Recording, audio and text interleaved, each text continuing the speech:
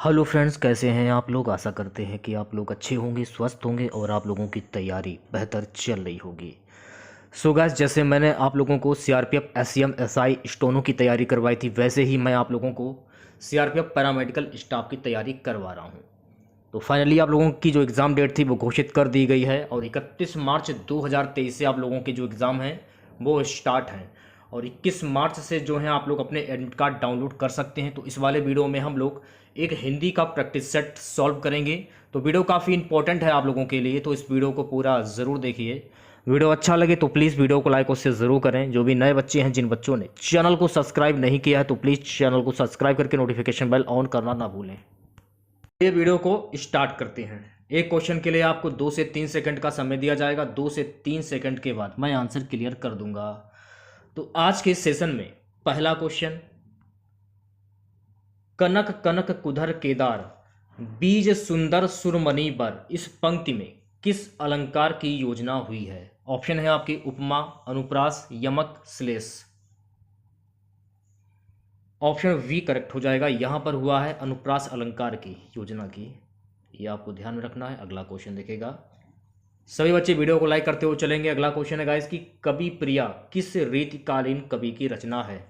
बिहारी, मतीराम, घनानंद, केशवदास। कवि प्रिया किस रीतिकालीन कवि की रचना है। ऑप्शन डी करेक्ट हो जाएगा, केशवदास।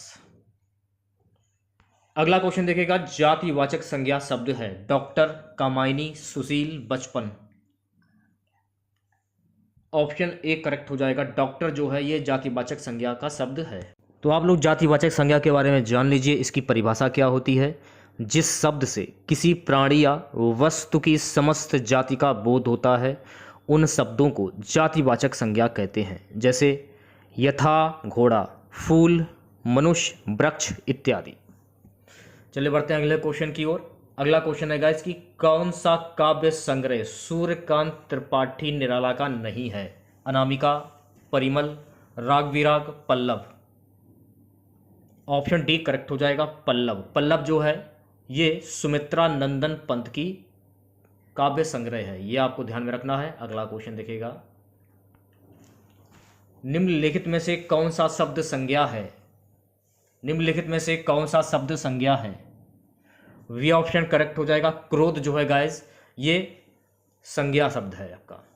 एक बात आपको और ध्यान में रखनी है कि क्रोध जो है ये भाववाचक संज्ञा भी है। अगर ऑप्शन में अगर भाववाचक संज्ञा दी जाए तो आप भाववाचक संज्ञा पर भी टिक कर सकते हैं, क्योंकि क्रोध जो है ये भाववाचक संज्ञा है। अगला क्वेश्चन देखिएगा, कौन सा शब्द हमेशा बहुवचन में प्रयुक्त होता है। कौन सा ऐसा शब्द है जो हमेशा बहुवचन में प्रयुक्त होता है। तो सी ऑप्शन करेक्ट हो जाएगा। प्राण जो शब्द है ये बहुवचन में प्रयुक्त होता है। देखिए गाइस, यहाँ पर आपको एक बात ध्यान में रखनी है। अगर एग्जाम में पूछा जाए कि वचन कितने प्रकार के होते हैं, तो आपको ध्यान रखना है कि वचन 2 प्रकार के होते हैं। कौन कौन से। एक वचन, दो वचन।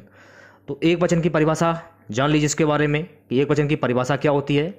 शब्द के जिस रूप से किसी व्यक्ति, वस्तु आदि के एक होने का बोध हो उसे एक वचन कहते हैं। जैसे स्त्री, घोड़ा, नदी, रुपया।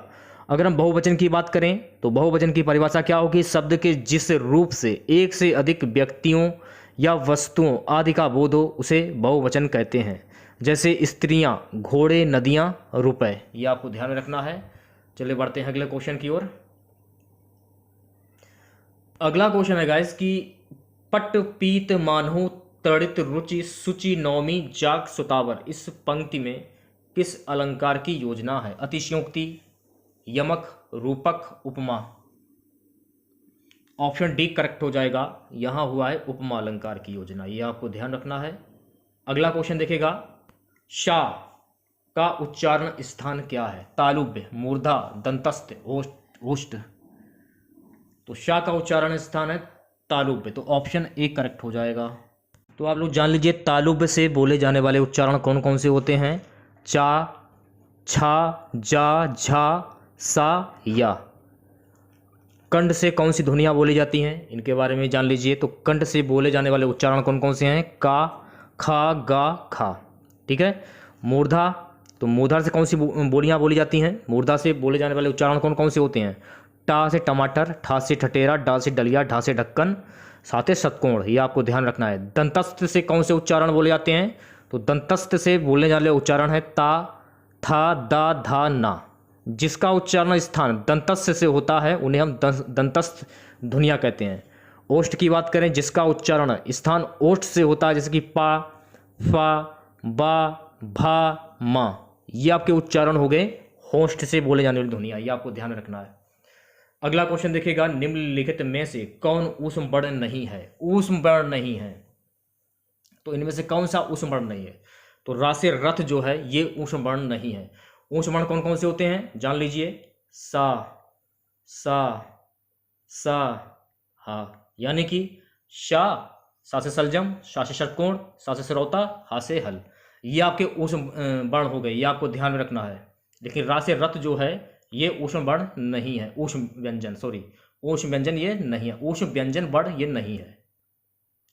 अगला क्वेश्चन देखिएगा, किस वाक्य में वचन का सही प्रयोग हुआ है? चूज कीजिए आंसर। तो सही जवाब हो जाएगा ऑप्शन डी, मेरे होश उड़ गए।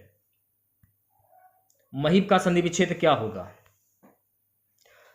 महीप का संधि विच्छेद क्या होता है? तो मही धन ईप, जब आपने इसको तोड़ा तो मही धन ईप हो गया, तो बड़ी ई प्लस बड़ी ई बराबर बड़ी ई हो जाएगा। तो जाहिर सी बात है जहां पर बड़ी ई प्लस बड़ी ई बराबर बड़ी ई आएगा तो वहां हो जाता है दीर्घ स्वर संधि, ये आपको ध्यान में रखना है।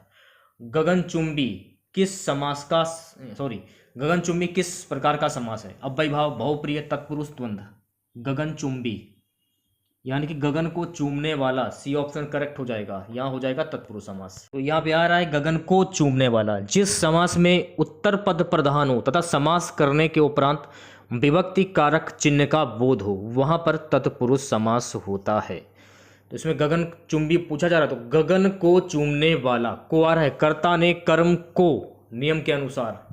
आप लोगों ने बचपन में काफी बार पढ़ा होगा तत्पुरुष समास का उदाहरण, कर्ता ने कर्म को इस प्रकार से दिया होता है, वो आपको याद होगा, आपने बचपन में काफी पढ़ा होगा। ईद का चांद होना, मुहावरे का सही अर्थ क्या होगा? कभी कभी दिखना, बहुत प्यारा, कपटी मित्र, संतोष करना। ईद का चांद होना, मुहावरे का सही अर्थ क्या हो जाएगा? कभी कभी दिखना, ऑप्शन ए करेक्ट हो जाएगा। गाइस अगला क्वेश्चन देखेगा, इहलोक का विपरीत अर्थक शब्द निम्न में से क्या है? विपरीत अर्थक शब्द यानी कि विलोम शब्द क्या होगा इहलोक का? तो इहलोक का विपरीत अर्थक शब्द होता है ऑप्शन बी, परलोक। अगला क्वेश्चन देखिएगा, निम्नलिखित में से कौन सा शब्द वर्तनी के आधार पर शुद्ध है? अब देखिए इस क्वेश्चन में हमें थोड़ा सा डाउट है, क्योंकि अगर आप शुद्ध वर्तनी के आधार अगर हम बात करेंगे तो ऊंचाई जो है ये शुद्ध वर्तनी वाला शुद्ध शब्द हो जाएगा। लेकिन ऑप्शन के तौर पे अगर देखते हैं तो इसमें देखिए अनिष्ट पे बुक में अनिष्ट के तौर पर टिक किया जा रहा है, लेकिन ऊंचाई जो है ये भी शुद्ध है, अनिष्ट अनिष्ट हमको शुद्ध नहीं लग रहा है, लेकिन ऑप्शन में अनिष्ट जो है ये शुद्ध बता रहा है, लेकिन ऊंचाई जो है ये शुद्ध वर्तनी इसकी सही हो जाएगी, ये आपको ध्यान रखना है। अगला क्वेश्चन देखिएगा, उत्पत्ति के आधार पर कौन शब्द का भेद नहीं है? उत्पत्ति के आधार पर कौन शब्द का भेद नहीं है? तत्सम, तद्भव, देशज, यौगिक। डी ऑप्शन करेक्ट हो जाएगा, यौगिक। अगला क्वेश्चन देखेगा, कन्नौजी हिंदी की किस उपभाषा की बोली है? पूर्वी हिंदी, पश्चिमी हिंदी, बिहारी हिंदी, पहाड़ी हिंदी। ऑप्शन वी करेक्ट हो जाएगा, यहां हो जाएगा पश्चिमी हिंदी। इसके बारे में अच्छे से जान लीजिए आप लोग। देखिए कन्नौजी उत्तर प्रदेश के कन्नौज, औरैया, मैनपुरी, इटावा, फरुखाबाद, हरदोई, शाहजहांपुर, कानपुर, पीलीभीत जिलों के ग्रामीण अंचल में बहुतायत से बोली जाती है। कन्नौजी भाषा कन्नौजी पश्चिमी हिंदी के अंतर्गत आती है, ये आपको ध्यान में रखना है, ठीक है। सभी बच्चे वीडियो को लाइक करते हुए चलेंगे ज़्यादा से ज़्यादा। अगले क्वेश्चन की ओर बढ़ते हैं। अगला क्वेश्चन है कि श्री गुरु चरण सरोज रज निज मन मुकुर सुधारी बरनौ रघुबर विमल जस जो दायक फल चारी। उपरोक्त पंक्तियों में कौन सा छंद का प्रकार है? दोहा, सोरठा, चौपाई, बैरवे। तो सही जवाब हो जाएगा ऑप्शन ए, यहां हो जाएगा दोहा। अगला क्वेश्चन देखेगा, नील सरोरुहु श्याम तरुण अरुण वारिज नयन करौ सो मम उर्धाम सदा क्षीर सागर शयन। उपरोक्त पंक्तियों में कौन सा छंद का प्रकार है? दोहा, सोरठा, रोला, बैरवे। ऑप्शन वी करेक्ट हो जाएगा, यहां हो जाएगा सोरठा। गाइस अगला क्वेश्चन, एक मयान में दो तलवार मुहावरे का अर्थ क्या होगा? एक स्थान पर दो व्यक्ति, एक ही स्थान पर दो समान अधिकारी नहीं रह सकते, कम से कम स्थान से ज़्यादा व्यक्ति, कम पैसों में घर चलाना। तो ऑप्शन वी करेक्ट हो जाएगा, एक ही स्थान पर दो समान अधिकारी नहीं रह सकते। सो गाइस अगला क्वेश्चन है कि तमस किसकी रचना है? भीष्म साहिनी, लक्ष्मीकांत वर्मा, उपेंद्रनाथ अश्क, धर्मवीर भारती। तमस भीष्म साहिनी की रचना है, तो ऑप्शन ए करेक्ट हो। महत्वपूर्ण फैक्ट जान लीजिए, भीष्म साहिनी हिंदी भाषा के एक भारतीय लेखक हैं। उन्हें उनकी प्रसिद्धि हिंदी उपन्यास तमस के लिए जाना जाता है। तमस 1947 के भारत विभाजन के दंगों पर आधारित एक उपन्यास है जिसे उन्होंने रावलपिंडी में देखा था। तमस ने साहित्य के लिए 1975 साहित्य अकादमी पुरस्कार जीता। तमस को बाद में 1987 में गोविंद निहाली द्वारा एक टेलीविज़न फिल्म में बनाया गया था। भीष्म साहिनी को 1998 में साहित्य के लिए पद्म भूषण से सम्मानित किया गया। इंडिया पोस्ट ने 2017 में साहिनी को सम्मानित करने के लिए एक स्मारक टिकट भी जारी किया है। तो भीष्म साहिनी के उल्लेखनीय कार्य कौन कौन से हैं ये भी जान लीजिए आप लोग। झरोखे, कादियान, बसंती, कुंतो। अगला क्वेश्चन है गाइस कि बाबा बटेश्वर नाथ के रचनाकार कौन है? Nagarjun, Rajendra Yadav, Namvar Singh, Mahadevi Verma. A option correct हो जाएगा, नागार्जुन। अगला क्वेश्चन है गाइस कि कुरु कुरु सुहा के रचयिता हैं? Kamleshwar, Dharamvir Bharati, Manohar Shyam Joshi, Vishnu Prabhakar. C option correct हो जाएगा, मनोहर श्याम जोशी। महत्वपूर्ण फैक्ट देख लीजिए आप लोग, मनोहर श्याम जोशी की रचनाएं जान लीजिए कौन कौन सी रचनाएं हैं। कुरु कुरु स्वाहा ये 1980 में प्रकाशित की गई थी। कसप 1982 में प्रकाशित की गई थी। हरक्यूलिस की हैरानी 1994 में प्रकाशित की गई थी। हमजाद 1996, टाटा प्रोफेसर 2001 में ये रचना प्रकाशित की गई थी। ठीक है, अगला क्वेश्चन देखेगा। अगला क्वेश्चन है गाइस कि नित्य नव लीला ललित ठानी गोलोक अजिर में रमत राधिक रंग रास रंग रुचिर में उपरोक्त पंक्तियों में किस छंद के अंतर्गत है? बरवे, रोला, हरिगीतिका, सोरठा। ऑप्शन ए करेक्ट हो जाएगा, बरवे। गाइस अगला क्वेश्चन है कि रहीमन मोही ना सुहाए, अमीय प्यावत मान विंदु वरन विष दे बुलाए, मान सहित मरीबो भला उपरोक्त पंक्तियों में किस छंद के अंतर्गत है? किस छंद के अंतर्गत है? दोहा, सोरठा, चौपाई, मालिनी। ऑप्शन वी करेक्ट हो जाएगा, यहां हो जाएगा सोरठा। क्षेत्र क्वेश्चन देखेगा, किस वाक्य में विशेषण संबंधी अशुद्धि नहीं है?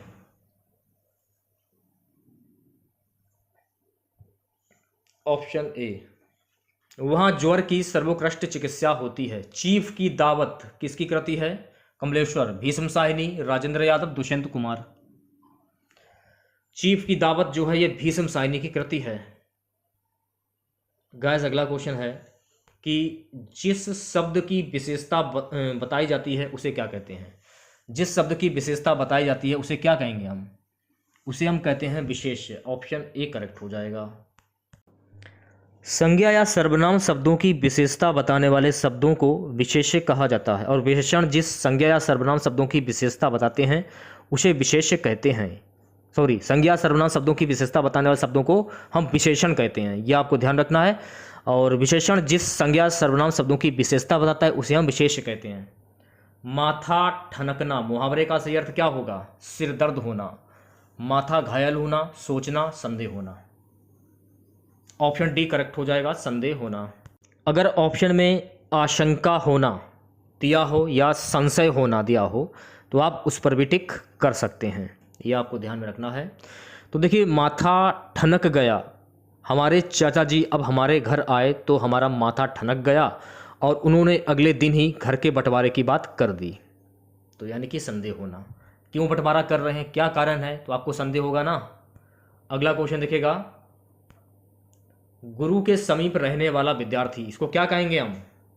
गुरु के समीप रहने वाला विद्यार्थी, इसको हम कहते हैं अंतेवासी। ऑप्शन ए करेक्ट हो जाएगा। अगला क्वेश्चन देखिएगा 81, जिसके पास कुछ ना हो, अभावग्रस्त, अरकिंचन, दीनहीन, महादीन। जिसके पास कुछ ना हो अरकिंचन कहते हैं। ऑप्शन वी करेक्ट हो जाएगा। अगला क्वेश्चन, जो सब कुछ जानता हो, अज्ञ, विशेषज्ञ, सर्वज्ञ, बहुज्ञ। जो सब कुछ जानता हो इसको कहेंगे सर्वज्ञ, सी ऑप्शन करेक्ट हो जाएगा। अगला क्वेश्चन है गाइस कि जिसका ज्ञान इंद्रियों द्वारा ना हो सके, अनुभूति, अंतर्यामी, गोचर, अगोचर, जिसका ज्ञान इंद्रियों द्वारा ना हो सके, तो ऑप्शन डी करेक्ट हो जाएगा, इसको कहेंगे अगोचर। अगला क्वेश्चन देखेगा, जो बीत चुका हो उसको क्या कहेंगे, वर्तमान, अतीत, भविष्य, जीर्ण। जो बीत चुका हो उसको कहते हैं अतीत, तो बी ऑप्शन करेक्ट हो जाएगा। अंक का पर्यायवाची शब्द क्या होगा, अंश, अंग, सखियां, संख्या, अंक। तो अंक का पर्यायवाची शब्द होता है संख्या। अंक के पर्यायवाची शब्द कौन कौन से होते हैं, संख्या, तादाद, नंबर, आंकड़ा, गिनती, क्रमांक, निशान, चिन्ह, छाप, कटी, मुहर, संख्या सूचक, आकृति, आकार, रूप, बिंदु।